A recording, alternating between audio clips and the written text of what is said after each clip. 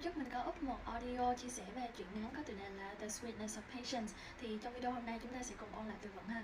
Mình có câu hỏi đầu tiên: Where did the wise man live?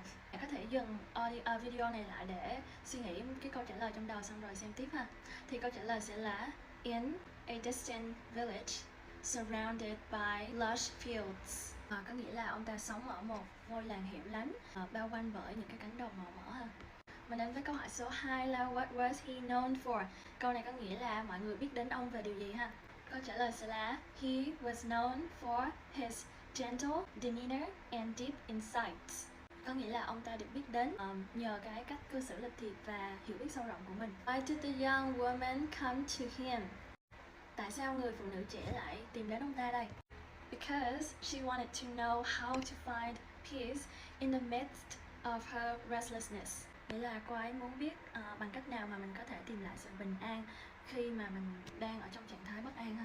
Câu hỏi tiếp theo là Where did they stand? Câu này rất là dễ đúng không? They stood beneath a towering peach tree heavy with unripe fruit. Có nghĩa là họ đang đứng dưới một cái cây đào rất là cao và chịu nặng những cái quả mà chưa chín ha.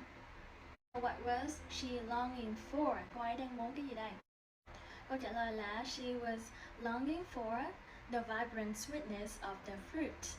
Cô ấy đang muốn nếm thử cái vị ngọt của trái đào ha. Câu hỏi tiếp theo là What did the wise man say about the peach tree?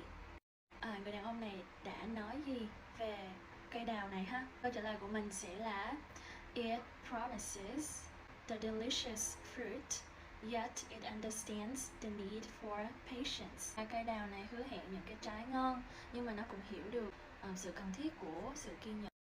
Câu hỏi tiếp theo của mình đó là What did the wise man do next? Người đàn ông thông thái này đã làm gì tiếp theo đây? Câu trả lời là He picked up a single peach that had fallen prematurely to the ground and placed it in her hand and told her to try it. Câu này có nghĩa là người đàn ông đã nhặt một cái quả đào chưa chín trộn ở dưới đất lên, đặt vào tay cô gái và nói với cô ấy hãy thử ha.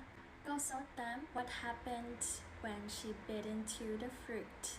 Câu trả lời đó là She bit into the fruit only to be met with the sour taste that wrinkled her brow.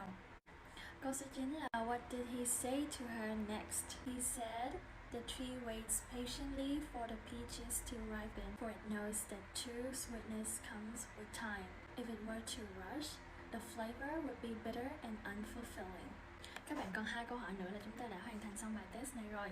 Câu số 10 What did she carry with her after leaving the orchard? She carried with her a new perspective, understanding that life's sweetest rewards were worth the wait. Câu hỏi cuối cùng của mình là What is the message behind the story?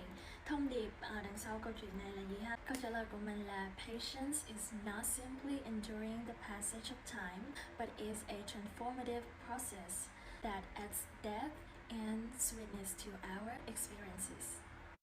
Ok, vậy là chúng ta đã cùng nhau ôn tập từ vựng qua 11 câu hỏi ha. Cảm ơn các bạn nếu mà đã coi đến đây. Hẹn gặp lại các bạn trong những video tiếp theo. Bye!